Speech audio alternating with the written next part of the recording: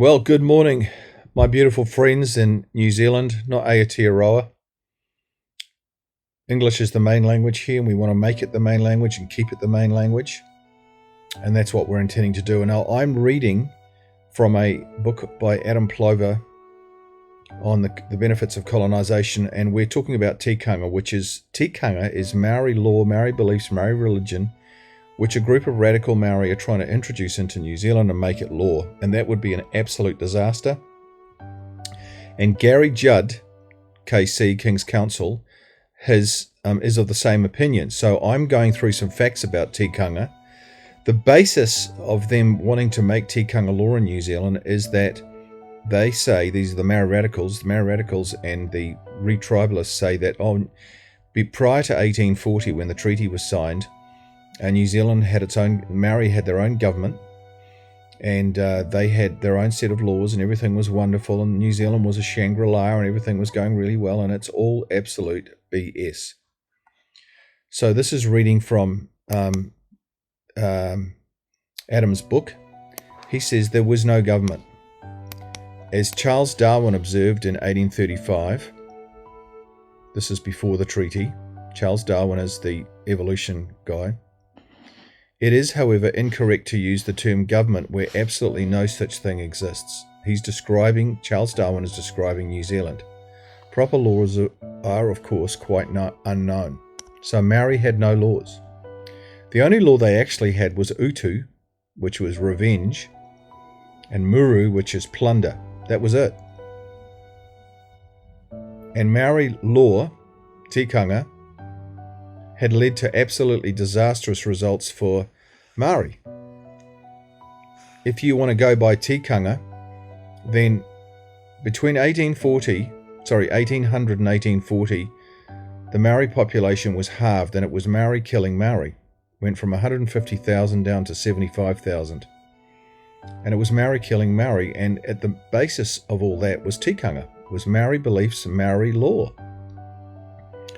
So if you want to bring in an absolute disaster to New Zealand, just bring in Tikanga. That's what you got to do. Here's another quote. Augustus Earle in 1827. These are eyewitnesses. These are people who lived among Maori, who were eyewitness missionaries or people working in New Zealand, and Augustus Earle is one of them. He was actually a painter. And he said, I could not discover that New Zealanders had any universal form of government. Edward Jerningham Wakefield, that's one of the Wakefields who came in here and did a lot of work in New Zealand.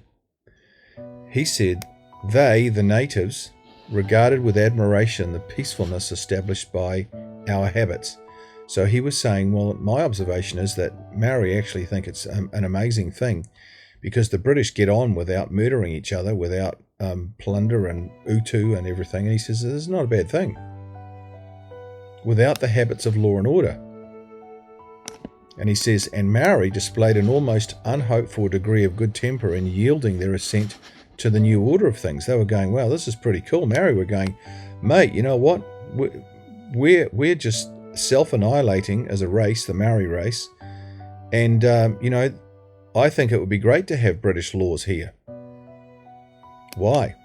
Because they forbade the infliction of summary punishments as vengeance by the offended party according to their former customs. He was saying, because if you bring in British law, we're going to get rid of vengeance. We're going to get rid of utu, which was the way we dealt with things, everything in our country in New Zealand before 1840. We just went out and killed people. And this guy, Edward Wakefield, is saying, you know what? Maori could see this, that the introduction of British laws was going to be wonderful. So Adam Plover, the author of this book, says it was certainly an improvement on their former customs. And he gives an example. A dispute between two chiefs in Northland pre-1840 resulted in a hearing at the house of one of them. So here's these two chiefs, they're having an argument, and how do they settle it? They settle it with Tikanga. Well, watch what happens. In the words of F.E. Manning, an eyewitness, the arguments on both sides were very forcible, So much so that in the course of the arbitration, our chief, that's the chief in the area where where F.E. Manning is living, our chief and 30 of his principal witnesses were shot dead in a heap, and 60 others badly wounded. So there was 90 people supporting one of these chiefs, and the other chief just went and shot the lot. But that's not where it stopped. And my friend's house and store were blown up and burnt to ashes. See what happens? So it's a great myth to say that everything was working well and they had a justice system here before 1840 Maori did. It's absolutely nonsense. So Adam Plover goes on to say, in view of these many and largely eyewitness accounts that there was neither laws nor a system of law in New Zealand prior to the Treaty of Waitangi, is both astounding and alarming to record that there are forces in the current Maori sovereignty movement and its supporting caste that propagate the utterly false statement that there was a system of law in New Zealand prior to the treaty. So he says this idea that Maori had a system of law prior to the treaty is utterly false. And that's how we have to view it. Now, this is where it gets really interesting. So my question is, why are Maori radicals, Maori tribalists, Maori treatyist people who want to take over the country, why are they doing this? Why are they trying to bring Tikanga in?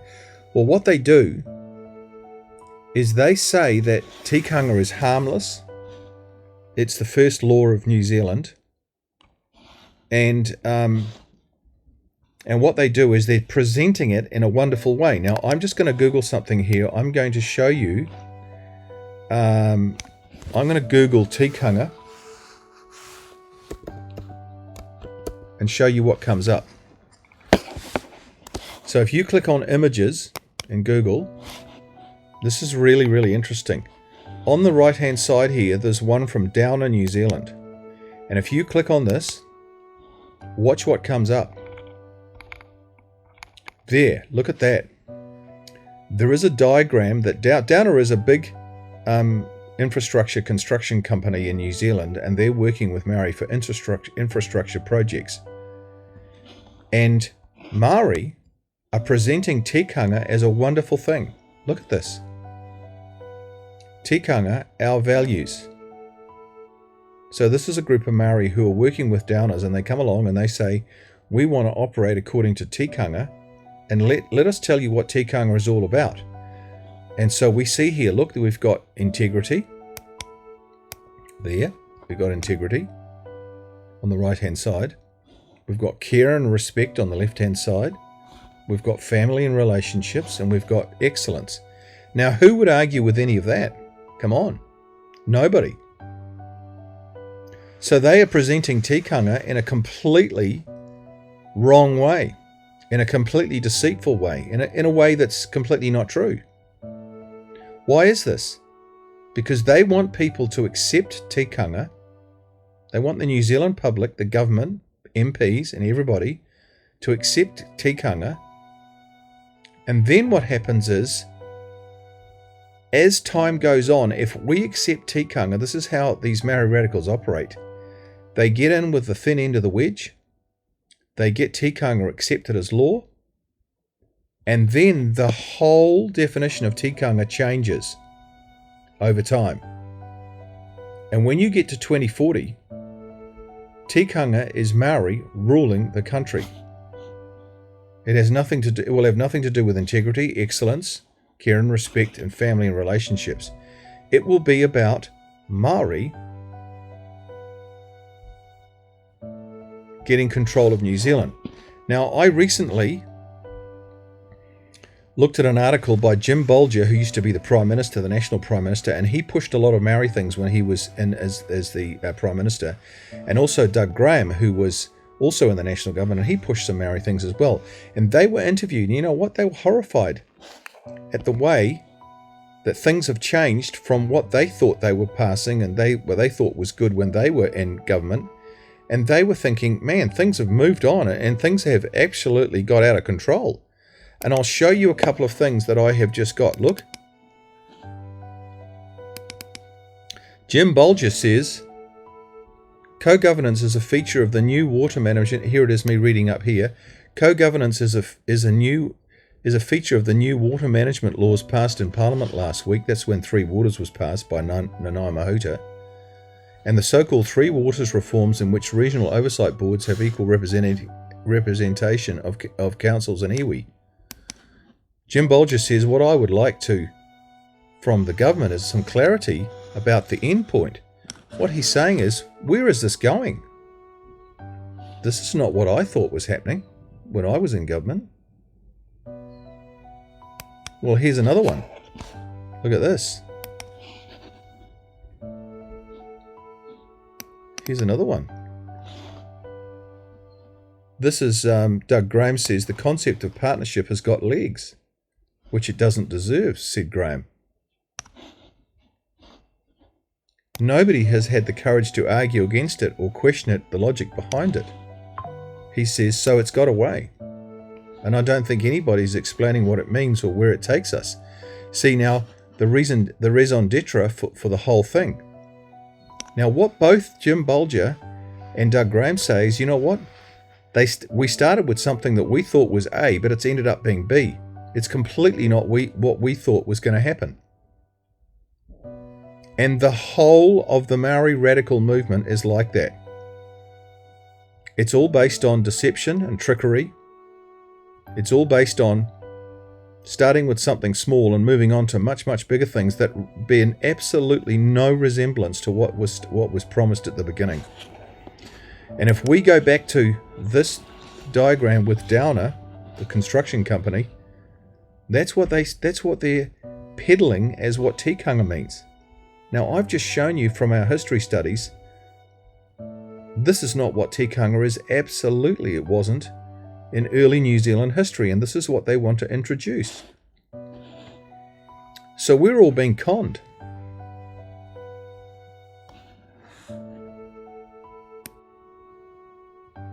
I can tell you what's going to happen. Tikanga, pre-1840, has moved and morphed into, for marketing purposes, to get tikanga across the line, has moved into what you saw with Downer, and it's going to morph into complete Maori control of New Zealand, the legal system, and law and courts and everything else by 2040. That's my prediction. That's what it's all about.